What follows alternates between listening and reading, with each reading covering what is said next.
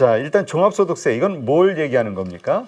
우선 종합소득세는 이제 근로소득자분들 2월달에 연말정산 사실 마무리되시잖아요. 네. 종합소득세 이제 그 외적인 소득 총 6가지가 있는데 뭐 이자, 배당, 그다음 사업소득, 근로소득, 연금소득, 기타소득 이것들을 다 합쳐가지고 작년에 번 돈 다 모아서 한 번에 계산하자. 이게 이제 종합소득세입니다.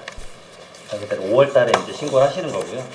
소득 금액이란 계산을 먼저 해야 됩니다. 그 경비를 좀 뺄 것들을 빼고, 그다음에 거기다 공제들 적용해서 이제 과세 표준의 이제 세율을 곱합니다. 이제 많이들 물어보시는 게 사실은 작년에는 뭐 5천만 원 벌었는데 세금이 얼마였는데 올해는 2배인 1억 원을 벌었는데 왜 세금이 이렇게 껑충 뛰었냐? 라고 해서 제가 이 부분을 좀 많이 말씀드리는데 그 과세표준 5천만 원일 때 산출세액이 한 620만 원 정도 나오세요. 근데 이게 1억 원이 됐다. 그러면 1950만 원으로 사실 세금은 2배가 아니라 거의 3배가 올라갑니다.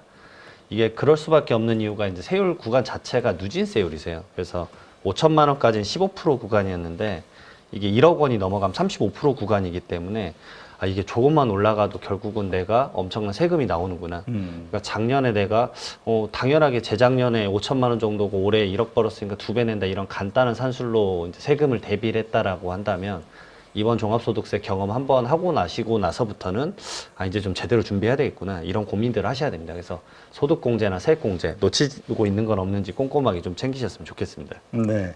자, 그러면 관련해서 이게 5월 31일까지 신고하는 거죠? 네, 맞습니다. 이게 우리가 어떤 식으로 좀 하는 것인지 한번 쭉 자세하게 설명을 한번 해주시죠. 네, 우선은 신고하는 방법이라든지. 일반적으로 홈택스에서 신고하시는 분들도 있어요. 간단한 것들은 저는 진짜 권해 드립니다. 요즘 이제 국세청 자체 내에서도 뭐 그런 영상물 잘 찍어가지고 안내해주고 있기 때문에 그거 참고하셔서 좀 직접 해보셔도 되는데 사실상 좀 어려운 게 직접 신고하셨던 분들이 이제 신고나 공제를 잘못 적용해가지고 본인이 이제 가산세를 오히려 뒤늦게 내시는 경우가 많으세요.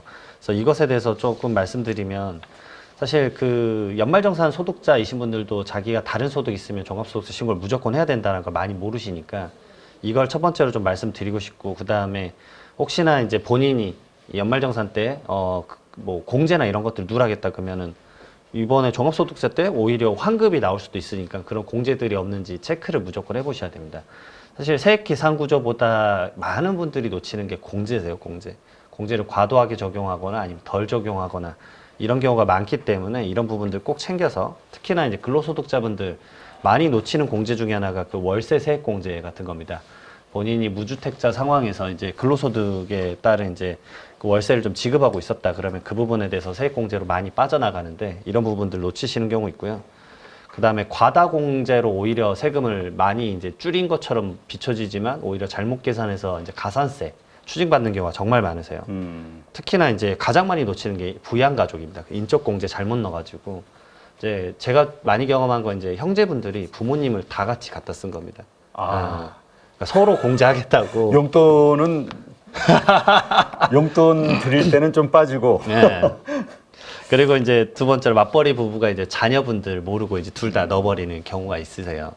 그리고 이제 많이 놓치는 게 이게 소득이 100만 원 초과하면은 공제 대상자를 못 쓰는데 일반적으로 부모님들은 나이가 이제 은퇴하셨으면 소득이 없다고 생각해서 이제 당연히 넣어도 되지라고 생각하시는데 혹시나 부모님이 작년에 이제 부동산을 팔았다면 고민해 보셔야 되는 게 양도소득 금액도 100만 원 넘어가면 이 공제 대상자에서 제외가 됩니다. 그래서 이런 것들 놓치셔가지고 오히려 추징받는 경우가 꽤 있어가지고 이런 것들 좀 잘 챙기셨으면 좋겠다 꼭 말씀드립니다. 네. 자, 지금 연말정산은 네. 이제 근로자들이 대부분 알 거란 말이죠. 네, 그쪽 근데 이제 이 종합소득세하고의 차이 때문에 좀 헷갈려 하실 수도 있을 것 같은데요. 네. 그래서 그 다른 사업소득 특히나 이런 분들이 많으세요. 그 끝나시고 나서 부업하시는 거죠. 배달 라이더를 한다거나 프리랜서로 좀 투잡, 일한다. 쓰리잡 하시는 분들. 예, 맞습니다. 그분들이 대표적인데 무조건 자기의 소득에 대해서 확인을 해야 되는데 어디서 확인하시냐면 홈택스 로그인 하시면 종합소득세 신고도움 서비스라는 게 있습니다. 말 그대로 국세청에 신고된 내역들이 쭉 나와요. 본인은 몰라도 국세청이 이미 다 알고 있습니다. 그러니까 그 내역을 꼭 열어보시고 내가 이런 데서 돈을 벌었었지 라고 생각하신 다음에 그걸 근로소득이랑 무조건 합쳐서 계산해서 신고를 꼭 하셔야 된다. 네, 이런 부분들을 진짜 많이 놓치셔가지고 신고 제때 못해서 이제 가산세 내신 제 주변에 뭐 사실은 이제 프리랜서 작가분도 계시고 막 그러시거든요. 이런 것들 좀 잘 챙기시라. 꼭 종합소득세 신고도움 서비스라도 한번 로그인은 꼭 해보셔라라고 말씀을 진짜 꼭 드립니다. 네. 지금 우리가 종합소득세는 무조건 내는 겁니까? 아니면 연말정산처럼 뭔가 이렇게 환급받을 게 있는 것도 있는 건가요? 아우, 환급 받으실 분들 상당히 많으시죠. 이 부분에 대해서 좀 말씀을 드리면 최근에 이제 국세청한테 우편물을 받아본 적이 있다. 네. 그러니까 국세청이 자동으로 신고를 도와준다. 이거랑 좀 연계되는 건데요. 이 종합소득세 신고를 도와주는 서비스가 있습니다. 이제 모두 채움 서비스라 그래서 정말 모두 다 채워서 국세청에서 알려줍니다. 근데 대부분 소득 금액이 좀 낮으신 분들이에요. 근데 이거 받으신 분이 700만 명이나 됩니다. 그러니까 정말 이거 지금 8.15 모니터 보고 계신 분들도 많은 분들이 이 대상자에 해당하실 거예요, 사실은.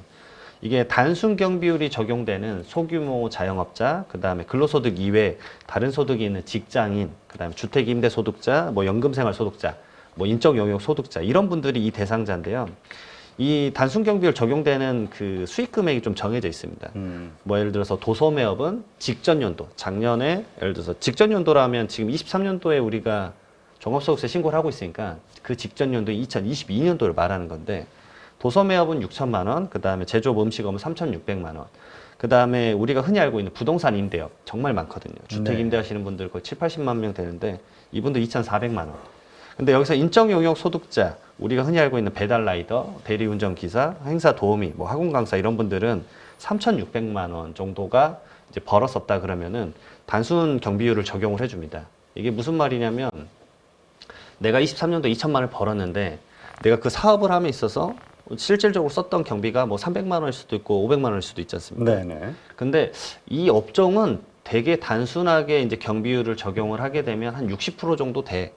그래서 국가에서 이제 매년 그 기준 경비율과 단순 경비율에 대한 통계를 냅니다. 그래서 대부분 이 프리랜서라고 하죠. 인적 용역 소득자분들은 한 60% 정도 되세요. 그럼 2천만 원의 60%인 1,200만 원을 그냥 인정을 해주는 겁니다. 너가 얼마를 썼든 그냥 1,200만 원 경비로 인정하고 그걸로 인적 공제하고 쭉쭉쭉 계산을 해봤더니 원래 내야 될 세금이 뭐 20만 원이야. 근데 2천만 원에 대한 사실 원천 징수가 사업소득 프리랜서 분들은 이제 3.3%니까 66만 원을 이미 내셨을 거거든요. 그러니까 차액인 46만 원 우리가 환급해 줄게. ARS로 이게 오케이라고 생각이 되면 전화해서 확인만 눌러줘. 그러면 모든 신고랑 모든 의무를 끝내줄게. 라는 제도가 이제 모두 채움 서비스라서 이거를 좀 많은 분들이 이제 적극적으로 활용하시고 그다음에 국세청이 정말 뭐 돈만 걷어간다 뭐 이런 생각 하실 수도 있는데 생각보다 많은 행정적 업무 도움을 주고 있으니까 잘 활용하셨으면 좋겠습니다. 이 시스템을. 네. 지금 우리 이제 주식 투자하시는 분들 요즘 같아서야 그 번분이 얼마나 될까 싶기도 하지만 네네. 어쨌든 수익이 났어요. 이래서 한 올해 1,000만 원 벌었어요. 2천만 원 벌었어요. 작년에. 이런 분들은 아직은 뭐 신고 안 해도 별다른 제재는 없죠. 그게 이제 결국은 국내 주식이냐 또 국외 주식이냐. 국내 주식이라고 했을 때. 국내 주식이면 대부분의 분들은 사실은 대주주가 아니실 것 같아요. 그렇죠. 사실 제가 만나는 분 중에서 상장 주식이 대주주로 양도소득세 고민하신 분은 거의 없으시거든요, 사실. 앞으로 좀 발을 넓히셔야겠네요. 저는 이제 해외 주식으로는 많이 이제 납세자분이 있는데 네. 확실히 아직까지는 제가 발이 작은 것 같습니다. 네. 저 부자하고 친구가 돼야 부자가 된다고 누가 그러던데. 네, 맞습니다. 근데 해외 주식 같은 경우는 일단 뭐 자동으로 모든 게 다 기록이 남으니까 다 신고를 철저하게 네, 그 할 수밖에 없을 것 같고. 맞습니다. 근데 이 국내 주식에서 얻은 수익은 별로 안 해도 이렇게 별 지장은 없다. 이게 보통 알고 있는 상식이거든요. 맞는 건가요? 일반적으로 대주주 요건을 좀 헷갈려 하시거나 잘못 판단하신 경우가 있기는 한데 내가 일반적으로 내 가족이 뭐 삼성가다 이러지 않는 이상에는 대부분 대주주 요건에 해당하지 않기 때문에 양도소득세 내는 경우가 없습니다. 간단히 좀 말씀드리면 코스피는 이제 1%, 그다음에 코스닥은 2%, 코넥스는 4%의 지분율이나 아니면 10억 원 이상. 전체 시총 가운데. 네, 맞습니다. 아주 뭐 그런 분들이면 뭐 네. 세금을 걱정하시는 게 아니죠, 오히려. 그래서 뭐 그것에 따라서 이제 일반적인 공제 제하고 이제 양도소득세를 내는 부분들이 있는데 사실은 뭐 일반적인 분들은 선물이나 아니면 해외 주식 부분에 대한 양도소득세를 좀 고민하는 분들이 좀 많이 있으시죠. 알겠습니다. 그렇지 않다면 뭐 그러니까 그 얘기는 뭐 15 일반적인 모든 그 해당되는 투자자들은 뭐 내가 10억 이상 한 회사에 10억 이상 주식을 갖고 있지 않다. 혹은 뭐 1% 이상 주식을 갖고 있지 않다. 이런 뭐 일반적인 모든 사람들은 수익이 뭐 1,000만 원 났든 2,000만 원 났든 3,000만 원 났든 별로 뭐 세금 뭐 신고하고 낼 이유는 없는 거네요. 네, 거의 이슈가 없고요. 그게 이제 궁금하시다 그러면 사실 아까 말씀드렸던 종합소득세 그 신고도움 서비스 거기에 또 이렇게 상세 내역이 좀 기입되어 있으니까 홈택스에. 예, 그런 거를 꼭 한번 확인해 보셨습니다. 근데 내가 양심적으로 그걸 다 기재를 했어요. 그러면 세금이 나오는 건가요? 그러면 세금을 결국은 신고를 하겠다라는 거니까 그것에 대한 납부세액이 나오면 납부를 하셔야 되죠. 야, 이거 진짜 그러니까 안 해도 법에 걸리지는 않지만 네. 하면은 세금이 나온다. 그렇죠. 요건에 부합하면 근데 그 요건에 부합하지 않고 신고서 자체가 들어가질 않습니다. 사실은 요건 자체에 부합하지 않고 만약에 그리고 신고가 들어가서 막 납부를 했다 돌려받을 수가 있습니다. 경정청구란 또 제도가 있으니까 예, 그런 것들은 이제 혼동되시더라도 한번 꼭 알아보시고 처리하셨으면 좋겠습니다. 알겠습니다. 그럼 하여튼 다시 한번 좀 정리를 해주시면 내가 이 종합소득세 신고하는 데 있어서 내가 작년에 어떤 부분들을 다 점검을 해야 되는 건지 그리고 뭘 잊지 말고 꼭 그 신고를 해야 되는 건지 좀 설명해 주시죠. 첫 번째로 이제 사업하시는 분이 있고 약간 프리랜서 개념이 있거든요. 근데 프리랜서 개념 분들은 자기가 얼마 벌었는지 정확하게 모르시는 경우가 많아요. 그래서 국세청 홈택스에 아까 말했던 신고도움 서비스를 꼭 확인 한번 해보시고요. 그 다음에 이제 내가 사업을 운영하고 있다. 어쨌든 뭐 요식업이든 도소매업이든 제조업이든 뭔가를 하고 있다라고 한다면 내가 이제 담당 세무사가 있으면은 좀 더 그런 것들에 대해서 정보를 알기가 편하겠지만 이게 닥쳐가지고 5월 달에만 이제 세무사님을 통해서 맡기거나 뭐 본인이 직접 하거나 이러신 분들이 있어요. 그러면 첫 번째로 이제 그 똑같습니다. 신고도움 서비스에 뭐가 나오냐면요. 많은 분들이 모르시는데 거기에 내가 신변잡화나 아니면 백화점에서 고급 물건을 샀거나 그 다음에 사업과 전혀 관련 없는 그러니까 뭐 골프장에서 썼던 그 비용이나 이런 것들이 얼마 썼는지도 다 통계가 나와요. 아, 그래요? 내가 신용카드 어디다 썼는지에 대한 금액들이 쭉쭉쭉 나오기 때문에 생각보다 이게 내가 사업성으로 이걸 주장할 수 있을 것인가 이런 것들에 대한 경비의 이제 적정성을 먼저 따져 보셔야 되겠죠. 그래서 이런 부분들을 많이 놓치시는데 그런 것들을 전부 다 좀 필터할 수 있는 그 근처에 계신 세무사님한테 요청을 해서 사실을 맡기시는 게 좀 낫지 않을까. 미스하셔가지고 사실 세금에 이제 잘못된 조사가 나오는 경우가 많아서. 또 그렇게 생각하시는 분도 있을 것 같아요. 세무사님한테 맡기면 또 이거 돈이 또 많이 들어가는 거 아닌가 이런 맞습니다. 걱정할까봐. 네. 그래서 제가 앞서서 주구장창 말했던 게 국세청이 잘하고 있다. 제발 국세청 서비스를 잘 활용할 수 있으면 그 홈택스에 들어서 그냥 기록하라는 것만 다 순서대로 기록하면 된다. 네, 맞습니다. 그 대신 이제 본인이 그 가격의 적정성, 이게 경비가 사업과 관련성이 있는가 이런 것들은 본인이 좀 약간 스스로 책임을 져야 되니까. 근데 또 그런 것도 있습니다. 외부 조정 대상자라고 해서 일정한 매출 이상이면 세무 대리인의 도장이 없으면 신고를 한 걸로 봐주지 않는 경우도 있어요. 결국은 외부의 적정성이 이제 타당성을 받아라. 그러니까 좀 사이즈 크면 우리가 그 외부 감사 받듯이 그런 요건이니까 어떤 요건에 자기가 해당하는지 그런 부분들 꼭 살펴보셔야 된다. 그리고 다양한 뭐 소기업 소상공인 공제나 뭐 연금 계좌나 뭐 이런 것들 내가 활용해서 뭐 주식 투자도 하실 수 있잖아요. 네. 그런 것들을 내가 지금 공제를 제대로 받을 수 있는지 꼭 체크를 해보셔야 됩니다. 네, 알겠습니다. 지금 그 우리 뭐죠? 주식과 관련해서도 그 한국의 그 주식시장 이게 이제 되기 위해서는 그 상속세에 대한 부분이 해결이 돼야 기업가들의 뭔가 이 뭐죠? 주가를 부양하고자 하는 맞습니다. 의욕을 키울 수 있다라는 논쟁들이 지금 벌어지고 있잖아요.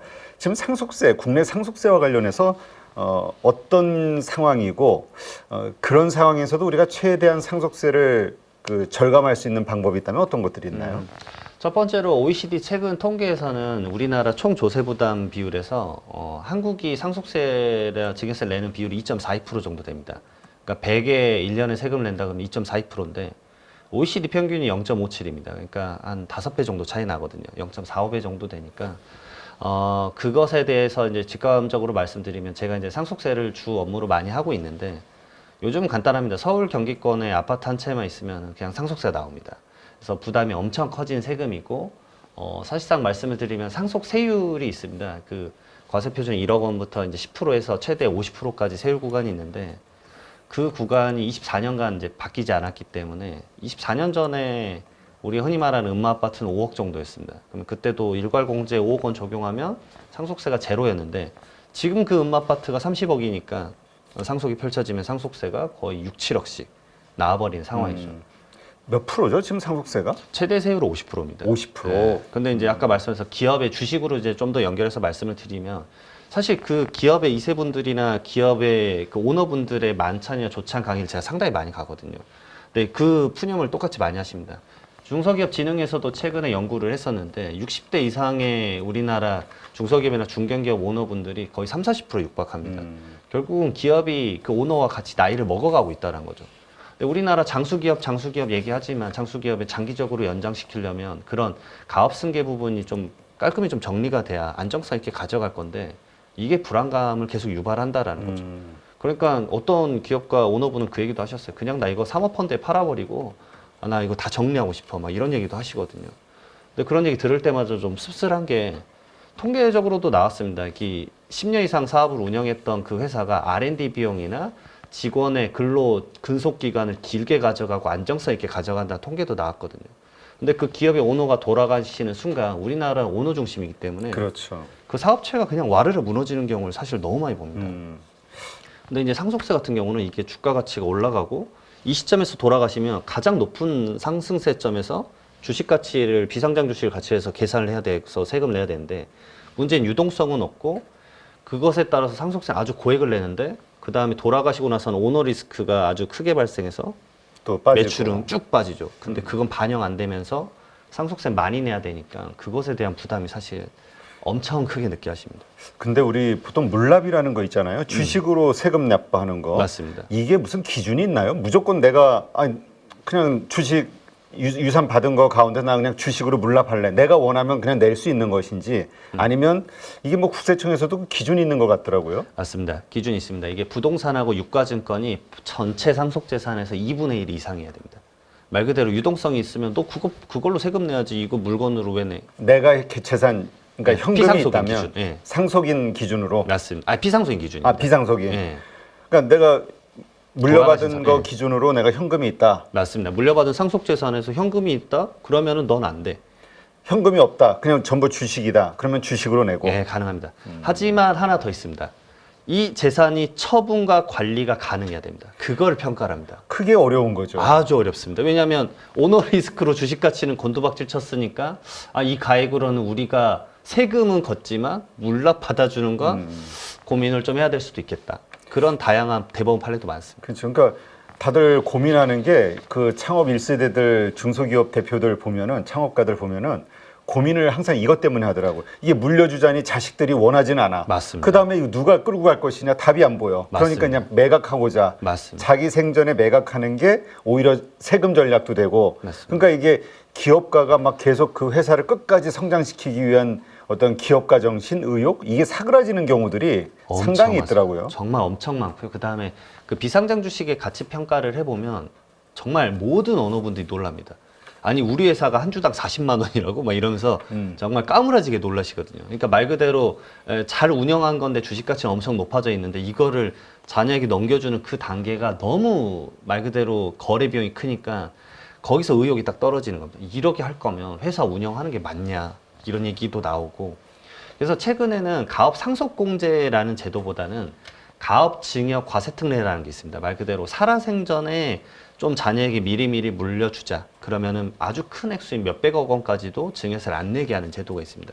근데 그거는 정말 요즘은 진짜 오너분들이 많이 고민하고 있는 게 저는 이제 중국 요리집을 많이 예시를 드는데 중화 요리집의 이제 핵심 인력은 사실은 주방장님이시잖아요. 네네. 그분의 그 손맛에 따라서 그 모든 그 가게의 요리 맛이 달라지니까. 근데 그 사람이 돌아가시고 나서 가업을 물려받다 봤자 그 자녀는 그 맛이 안 나올 거다. 그러니까 그 회사는 분명 위태로워질 수 있다.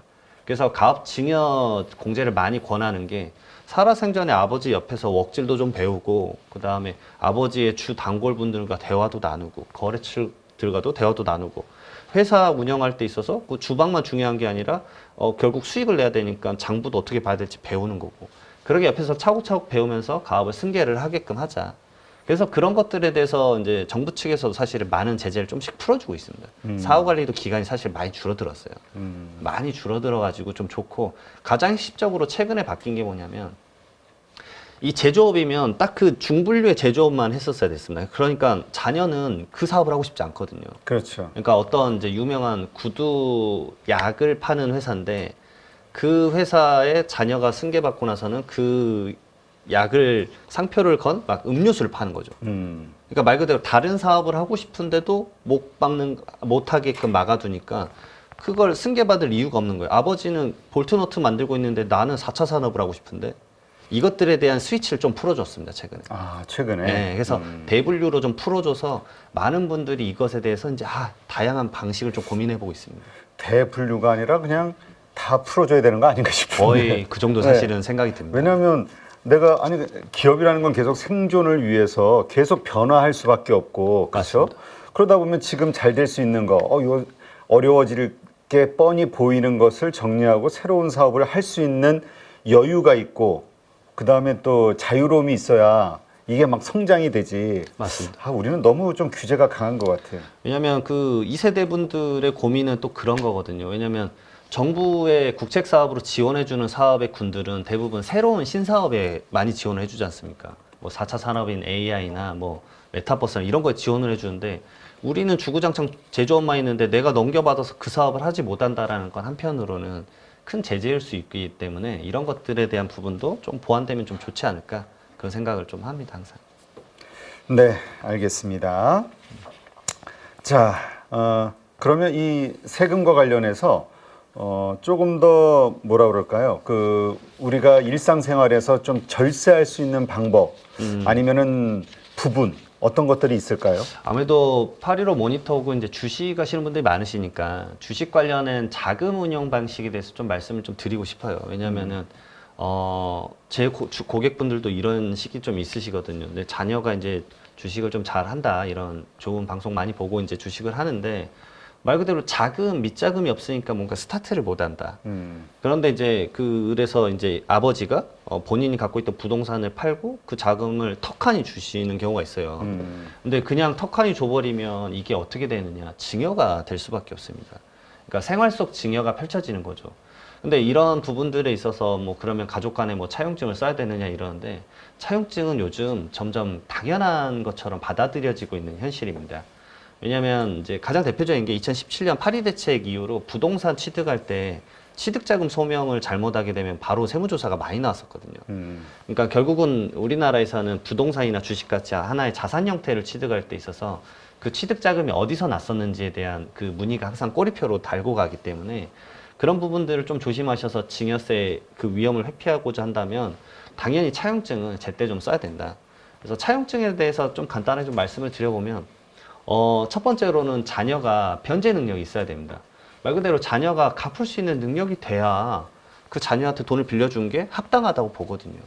최근에 국토교통부 사례에서도 있습니다. 이게 이 자기 시아버지가 며느리 65억을 빌려준 거예요. 네. 60억 갖고 70억짜리 며느리가 빌딩을 샀는데 제 개인적 생각엔 그게 조사를 하게 된 이유가 이 며느리라고 하는 분이 경제적 활동을 안 했었던 것 같습니다. 그러니까 하다못해 그걸 변제할 수 있는 능력이나 뭔가 이자 변제를 할 수 있는 기본적인 소득은 있어야 뭔가를 하는 게 맞는데 그것에 대한 능력도 없이 그냥 빌려주고 나서 당연히 이거 된다 뭐 이렇게 생각을 해버리니까 그것에 대한 이제 조사가 있었던 것 같고요. 두 번째로는 차용증을 제발 그 날짜에 좀 써라. 왜냐하면 이런 게 좀 껄끄럽다 생각하시는 것 같아요. 가까운 사이에서. 네. 근데 이제 부모 자식 간에도 요즘은 차용증 쓰는 게 좀 당연해졌기 때문에 조금의 구글링만 해서 그 양식 좀 맞추셔가지고 뭐 채권자, 채무자, 그 다음에 변제 기한, 변제 금액, 이자율은 어떻게 할 건지. 사실 법에서는 증여세에서는 이자 그 율도 너무 낮게 잡으면 그것에 대해서도 사실 세금을 추징하는 게 있습니다. 그러니까 법정 이자가 4.6%로 정해져 있기 때문에 그런 부분도 체크를 좀 해보셨으면 좋겠고요. 그 다음에 사실상 진짜 변제를 해야 됩니다. 이자라도 변제를 해야 되는데 많은 분들이 이자 납입을 안 하세요. 그리고 나서 차용증만 있으면 된다라고 생각을 하시는데 세금은 이제 실질과세이기 때문에 실질상으로 이자를 줬던 내역들이 좀 있어야 단돈 1%라도. 맞습니다. 그러니까 연리. 네. 그래서 그러면 또 이렇게 말씀하세요. 1년에 한 번 갚는 걸로 하자. 근데 이제 제가 말씀을 드리죠. 그러면 9개월째 때 조사 나오면 단 하루도 이자를 낸 기록이 없기 때문에 그게 소명의 논리에 적합하지 않을 것이다. 왜냐하면 약간 증거법정주의적으로 이제 세금의 조사는 시작이 되거든요.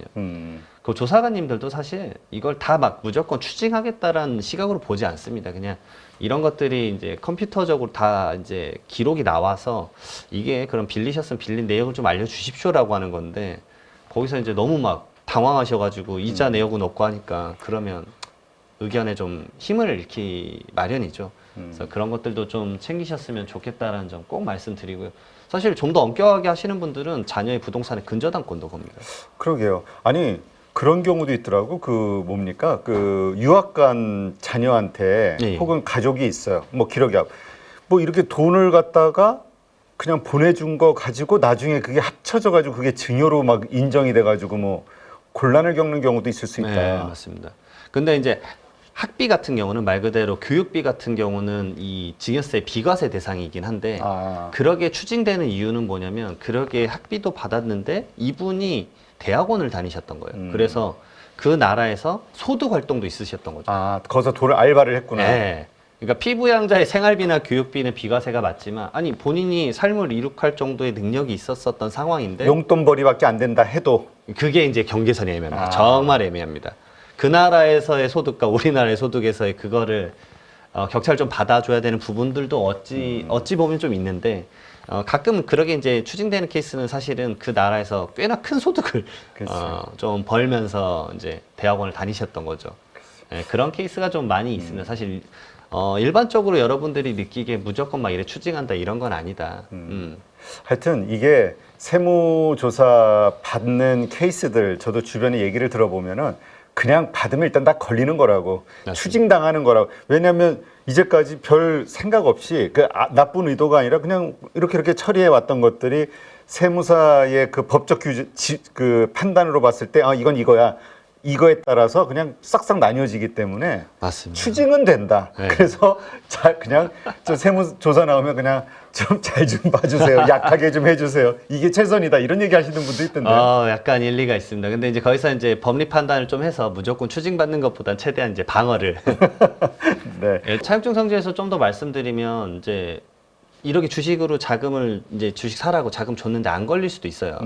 근데 이게 또 언제 걸리시냐면 그 빌려줬던 아버지가 10년 이내에 돌아가시면 계좌상의 내역이 남잖아요. 그렇죠. 네, 대한민국은 상속세가 펼쳐지면은 10년 이내에 그 모든 계좌를 다 보게 돼 있습니다.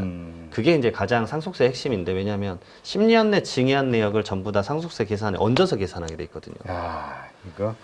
그러니까 그동안 용돈 준 것도 어떻게 보면은 이제 다 합산이 돼 버리는 거죠. 그래서 생활비 주시는 분들이 나 평생 생활비로 세무조사 받은 적 없어. 예, 없죠. 모든 조사관님들이 막 이래 보고 계시진 않으니까.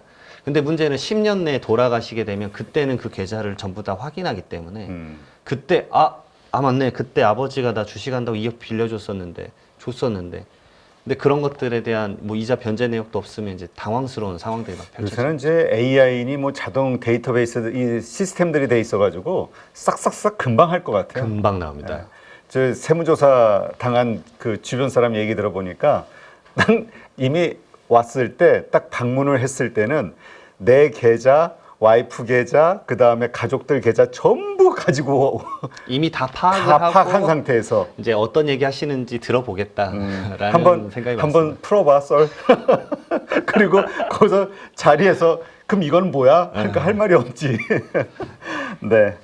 자, 낼 건 일단 꼬박꼬박 내면서 살아야 일단 이런 불안감에서 벗어나기는 하는데 그럼에도 불구하고 조사를 받으면 또 추징당한다. 이건 기본으로 알고 있어야 될 것 같아요. 그래서 항상 예방적 절세가 중요하니까 항상 예방적으로 미리미리 이번 종합소득세도 마찬가지고 상속세나 증여세도 미리미리 지식들 좀 많이 쌓으셔서 준비하셨으면 좋겠습니다. 알겠습니다.